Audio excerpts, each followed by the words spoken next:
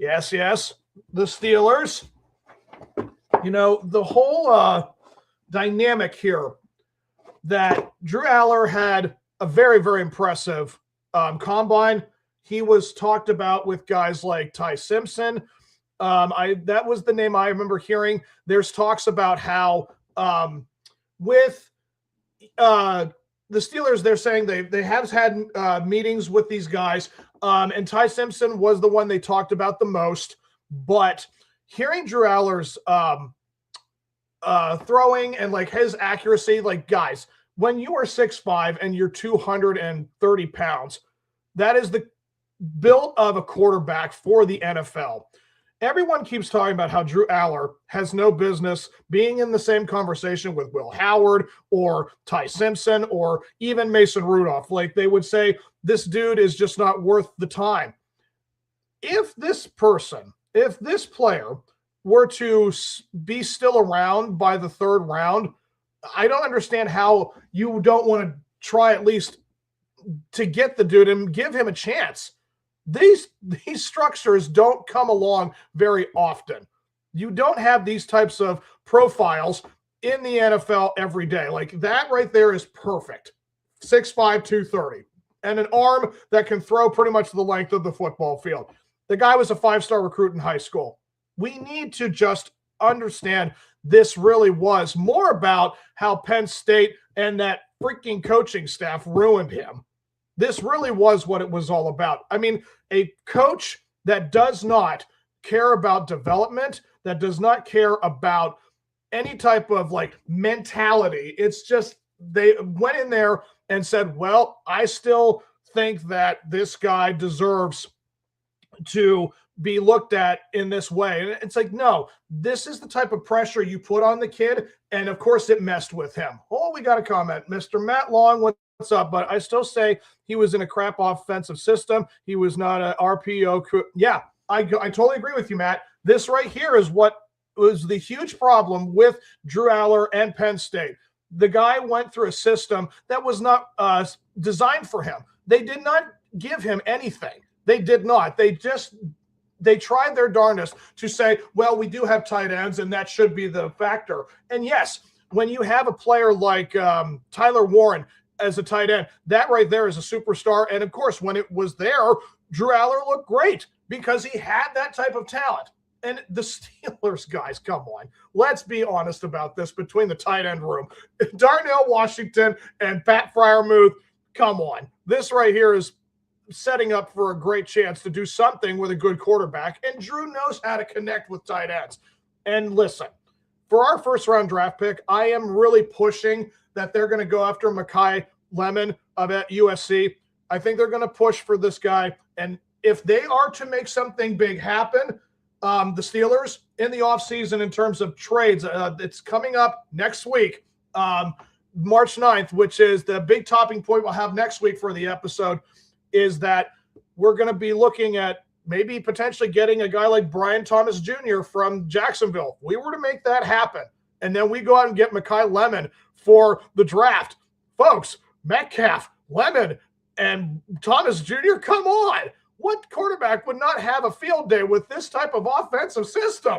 They would have like weapons galore all over the field. This would be so important, especially for a guy like not just Drew Allar, but for Will Howard. I mean, and of course, Aaron Rodgers potentially could be coming back. I mean, as much as we know the guy is still talented, the guy is still the phenom that he is. I mean, do you really think that like stunting the growth of guys like Howard or potentially Allar or Simpson? I'm not saying that Allar is the complete option or the total option for the Steelers to take, but these guys need to know what's going to be in charge of this system, because we have a guy that's an offensive-minded coach now for the first time. We have a lot of weapons potentially coming into the system, and a guy like Drew Allar, I just always thought he was built more for the NFL. Like the college football scene is a different animal for a lot of guys, and I feel like Drew is built to be a part of a system like the Steelers. I think Mike McCarthy would be fine with a guy like Drew Allar. I think if you really just gave him all of this to play off of, all of a sudden those mental issues going to be gone in a second. And again, is it fair to a guy like Howard to, not really get a chance? It's like, well, he also had the system he had. Like, if you look at those two guys' career, Howard and Allar, I remember Howard going into Ohio State, he had all those weapons and he had all of that kind of wrapped up for him, and he had the system.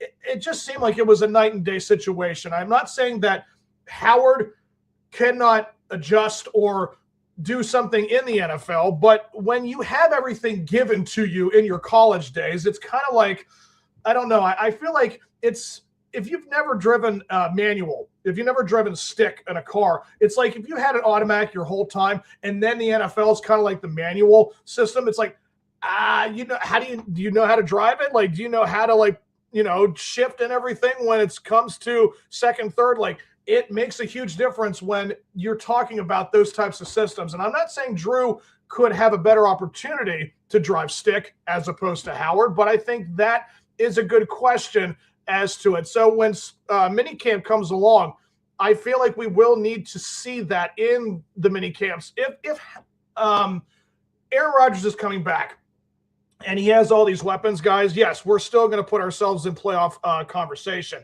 And then you talk about another year where Howard and or this other guy, I mean, the more this sounds like it sounds like that Mason Rudolph will be gone. So if they were to go that direction and have two backup quarterbacks competing for the backup system behind Rodgers, that would be really ideal for them in terms of development. And then when Rodgers retires next year, it's Howard or Allar's job to win, and whoever does get the job will be the backup.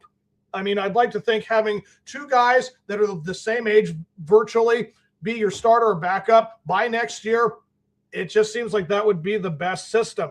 And again, when you look at Allar, it's just insane. Like, seeing a guy that big throw that far, that's what you're looking for. They talked about, Omar Khan talked about having an AFC North quarterback.